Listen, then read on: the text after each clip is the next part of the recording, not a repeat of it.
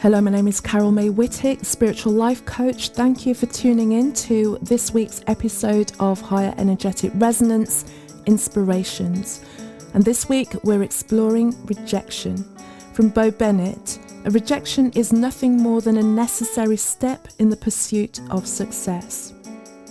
This week has been an amazing week for me. I celebrated my birthday and I also launched Your Awakened Voice. Freshly launched this week, this is a self-led audio course for you to release the power of your voice.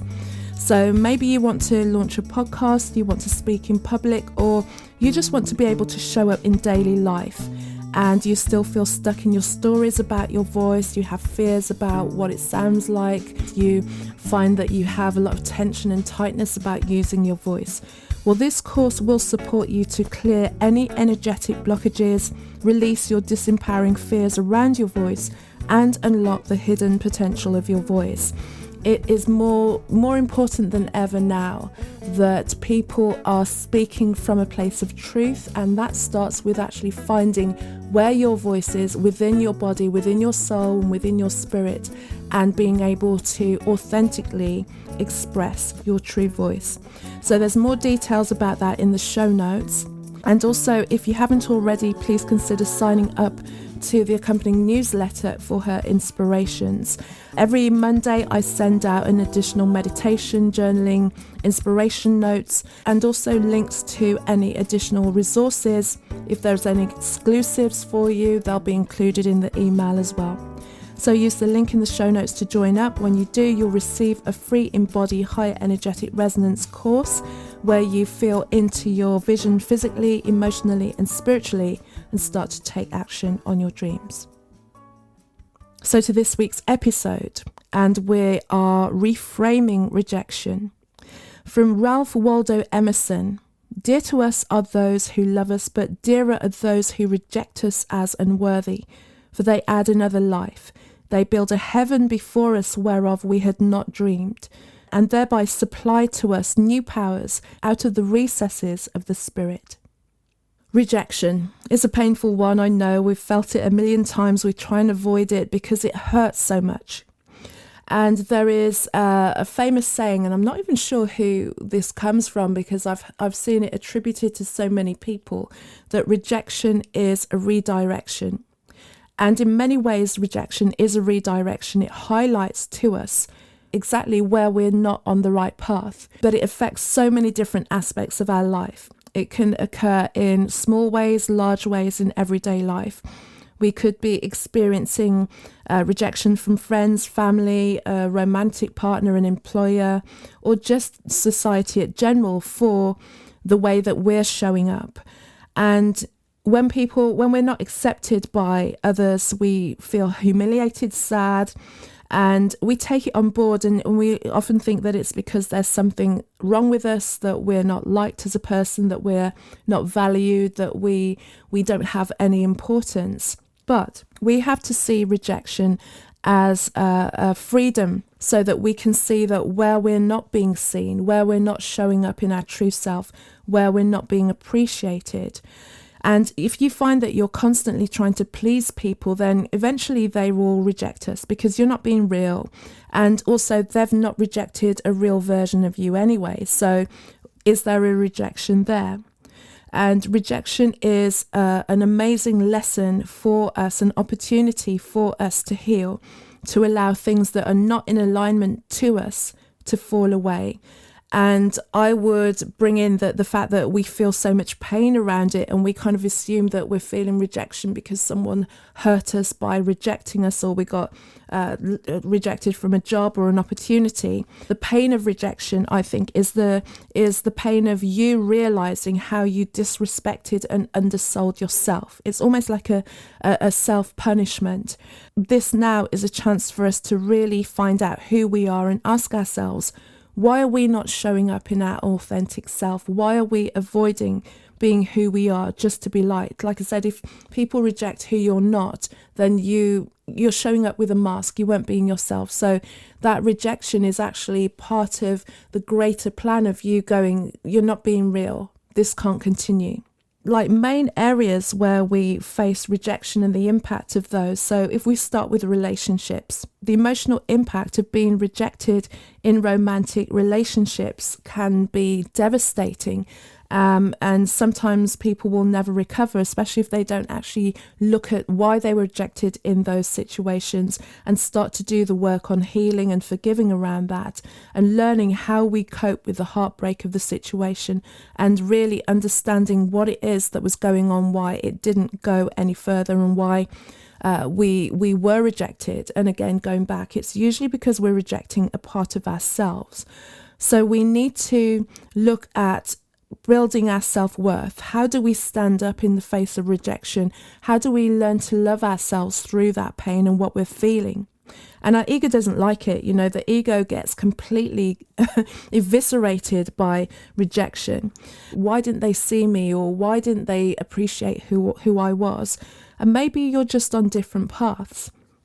And if you're still basing your self-worth on the other person's approval, or you're using that relationship to give you a sense of approval, then that can only go on for so long, or it could go on for a lifetime, but it won't be a healing and nurturing experience that we all desire when we enter into relationship. In the same arena of relationships, the ultimate rejection that I would say, if you've got a pulse and you've been playing the dating game at any point, you've experienced is the ghosting. And the hard part about ghosting is that we always want to chase some kind of closure.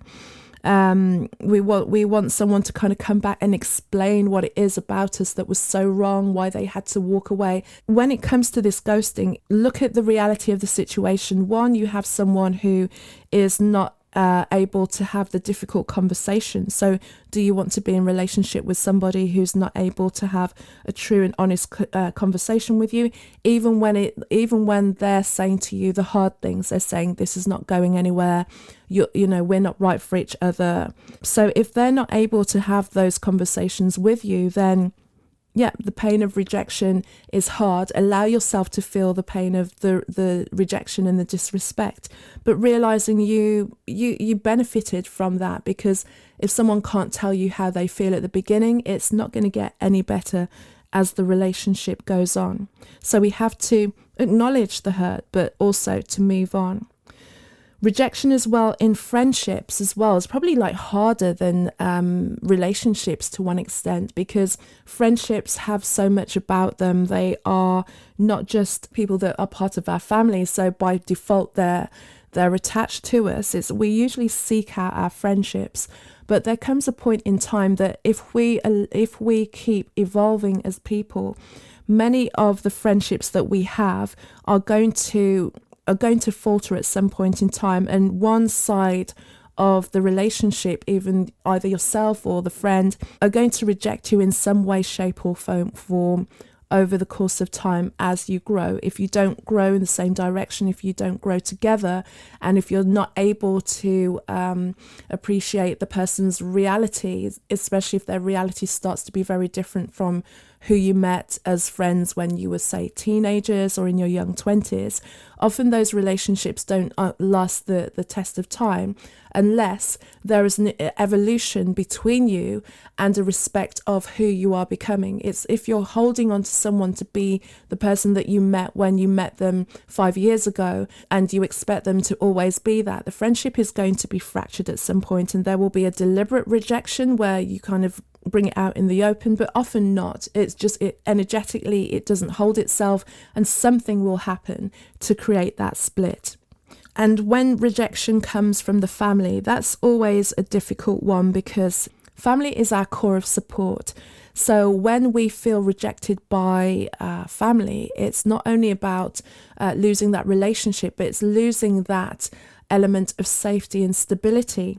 But sometimes, again, when in line with how it goes with friendships, when we start to grow, or when we start to recognize situations within our family, like generational beliefs and mindsets that are not working with us when we are trying to move forward and be something better, then it means that we have to reject the family, or we get rejected by the family by nature of how the communication goes or something that happens again. When you're the person who seems to be charged with breaking those generational curses, the quote is, it ain't for the weak. It ain't for the weak, because you're having to step away from all that you know in order to shift the pattern. And it means that you reject the pattern that doesn't work for the family, but they don't see it, but can't work for you if you're the person that's charged with making the shift. But for things to align and be more true, there has to be a break. There has to be a rejection of the mindset of the culture of the family. Not the easiest of things to go through, but understand that you can love people still, love them from afar. Continue to do the work, continue to evolve in the way that you see that you need to and want to. It will work itself out in the end in the way that it's supposed to. Some people sometimes never really understand because they're taking things more personally than there needs to be. But when you're following the call of your soul, you have to follow the call of your soul. Otherwise, it's painful not to. And when we're rejected in our career, so many times when we lose our job, we feel rejected, not just because we're losing an income stream and we're losing a position, but also most people's identity is attached to who they are perceived of because of the job that they do. So then when they get rejected and they lose their job, they're fired, they're made redundant, that comes with just a crashing down of the identity. It's like, who are you without that? And it can lead to a lot of self-doubt, a period of loss of who you believe yourself to be. But also, this is a period of an opportunity for immense spiritual growth. And this is usually when people start to find their purpose. They realign to what it is that they are, and see the way that path was taking them way off who they are, and is giving them an opportunity to reassess and actually do something more and pursuing their purpose and pursuing their passions. And it gives them an opportunity to reframe. Again, that rejection is your soul creating an instance where we can't go any further. And many people feel this rejection in their midlife, where it's their awakening to who they are as a spirit, as a soul, and looking around them at the choices that they're making and realizing that they have to reject much of what they've built their life on because it's just not true. It's just not who they are. And in order to continue in an authentic way, they have to reject everything they've built up until that point. So rejection, again, is always an opportunity. Rejection is an opportunity for us to accept who we are as ourselves. We have to look at rejection as a mirror of where we are rejecting ourselves. In any aspect, in any place in our life where we are being rejected, it's just a mirror of where we're not showing up authentically. Because as long as there is harmony, things continue. When we get pushed out by a situation, it's part of us knows that to continue in that situation is to live an inauthentic life. And if we have the desire within us to live an authentic life, then we have to be in line with ourselves and allow things that aren't for us to fall away.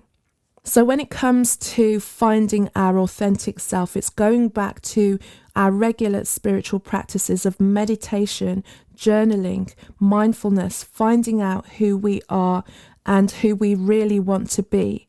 And that helps us to then overcome the pain of rejection and find strength and find the truth of what we're actually being shown. It's not just about the rejection, it's about us being shown where it is we are not being who we are. And how can we now find the resilience to actually stay with who it is we are and who it is we're seeing that we're being, and also heal and forgive ourselves for wearing a mask for too long. So forgive ourselves, forgive others, and let go of the situation and start to work on who you are. Build up your self-worth. Ask yourself, do you know who you are? Are you showing up in every aspect of yourself, in every aspect of your life as that person? Find places that are supportive of who you are in truth. Go where you're celebrated. Be who you are. Be true to you. And finding like-minded individuals will be then able to offer you encouragement and understanding. You won't find that you're constantly hiding parts of yourself or defending the way that you're doing things or the way that you think about the world and the way that you should live your life. Finding that supportive community means that you can relax into being who you are. There's no effort, there's no hiding, there's no games that need to be played. And to close, just see rejection as a lack of alignment. When you feel that you're being rejected by someone, ask yourself, who is it that's rejecting me? And it's past who that person is, as my friend, my partner, my boss. Who is rejecting us? Like, what role do they play in my life? How are they mirroring back to me where I'm not being myself? Why does it bother me that I'm being rejected? What does it mean to me? What meaning have I placed on being this person and being liked by this person? Is that in alignment to who I am? Have I been rejecting part of myself in order to have this relationship, in order to have this role? Can I continue to lie to myself and hide to myself? How can I show up in my brilliance if I'm playing this game of being small? We have a choice. We spend the majority of our life trying to avoid the pain of rejection, and ultimately by trying to avoid rejection, we stop being ourselves. And we have a choice. Ultimately, we'll face the deeper and more lasting pain of regret in the future, or we work through the pain that we feel at this moment of rejection. And although the pain of rejection in the moment feels so deep and stings so hard, the pain of regret by not being in alignment with ourselves is deeper, is harder, is long lasting. So even if you've been turned down for whatever reason, remember that there's always another opportunity. There's always another time. Find the strength to pick yourself up and start over. Ask yourself what you're being shown about, what you're being rejected from, or who you're being rejected from. You are you. You know who you are. And go always to the place that they celebrate you, not tolerate you. Because where you're tolerated, you're minimizing yourself, and ultimately you will be rejected. Find that community, find that place where they love you for being you. From Zig Ziglar, a clear rejection is always better than a fake promise. Thank you again for joining me on another episode of Higher Energetic Resonance Inspirations. Once again, I want to invite you to take a look at the new course, Your Awakened Voice. If you feel that now is the time for you to step up and speak out in your authenticity, this is specifically created for you. The world needs your voice now more than ever.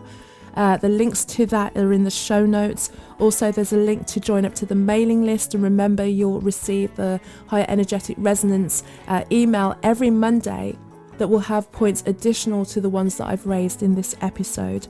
Also, you're going to get the free Embody Her course with that. And if you're ready to step into more of who you are, the authenticity of who you are, the purpose that you're charged with in your life, you're ready to make that real for you, my purpose is to help you make it happen. And that's working with me on my Higher Energetic Resonance one-to-one spiritual life coaching program. Links to that are in the show notes. And my website, carolmaywhittick.com, carolmaywhittick.com. Find me on Facebook and LinkedIn, Carol May Whittick. Find me on Instagram as Casmic, CAZMICK. Enjoyed being with you as always, and until the next time, take care.